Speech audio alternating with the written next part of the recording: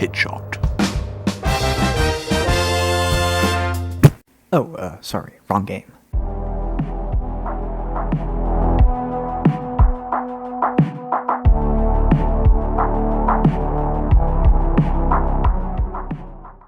Before we get into today's video, this series is sponsored by 1G ServerHost, a top-of-the-line server hosting platform running on the best hardware available.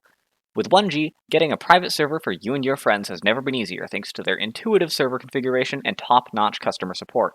If you're looking for a server hosting platform that will never let you down, pick 1G. Without further ado, let's get started. The APW-1 Anti-Materiel Rifle is one of the 3 precision support weapons. Unlocked at level 2 and costing 5,000 requisition, this weapon is by far one of the most powerful firearms in the game in terms of raw firepower, capable of felling hulks with 2 headshots. The Anti-Materiel Rifle comes with 6 spare magazines, each holding 7 high-caliber rounds. Currently, the Anti-Materiel Rifle is the only weapon in the game that does not get the luxury of having a crosshair reticle in third person. Instead, the APW-1 has access to a powerful scope, which appears to be capable of granting up to 4 times magnification. When in capable hands, the Anti-Materiel Rifle can provide excellent covering fire from afar, capable of easily taking out medium-level threats from both the Automatons and the Terminids. A sniper carrying this weapon should aim to position themselves on the high ground with great visibility all around. With ideal visibility conditions, you'll usually be out of the main fighting, targeting larger enemies that pose a threat to your squadmates that they may not necessarily be able to immediately handle from their current position. Outside of emergencies, avoid using this weapon in close quarters. The lack of an aiming reticle severely inhibits your ability to fight up close. However, the point-aim capabilities of this weapon are actually fairly generous, so if you've been engaged by larger enemies up close, feel free to blast away at their weak points. From my personal experience, the AMR is not the best at fighting the bugs. Although it's very effective against the medium-sized bugs such as spitters and hive guards, the major threat of the bugs comes in sheer quantity. Spitters can especially be a problem, since even at medium difficulty you tend to face off against 2 to 3 at a time. Although I don't find the limited ammunition to be a deal-breaker for taking the AMR against the bugs, there are times when I would prefer to have a different support weapon. Against chargers, the AMR is actually quite good. Although the charger's armor is too thick for the rifle's rounds to pierce, the high base damage allows you to capitalize heavily when a charger exposes its weak spot.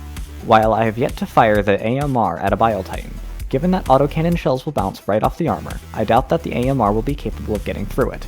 Avoid wasting shots on the Biotitan itself, and instead aim to eliminate any potential threats to your teammates trying to kill it. This weapon is by no means bad against the bugs, and with a coordinated team can prove to be quite potent. The AMR has a much more favorable matchup against the bots. No bot units short of tanks and hulks are safe from this weapon, which will tear through their armor like paper mache. Like with the bugs, it's generally not worth firing on lighter units. Berserkers and Devastators will be killed by a single shot to the head, although the former will tank quite a few more body shots than their ranged counterparts.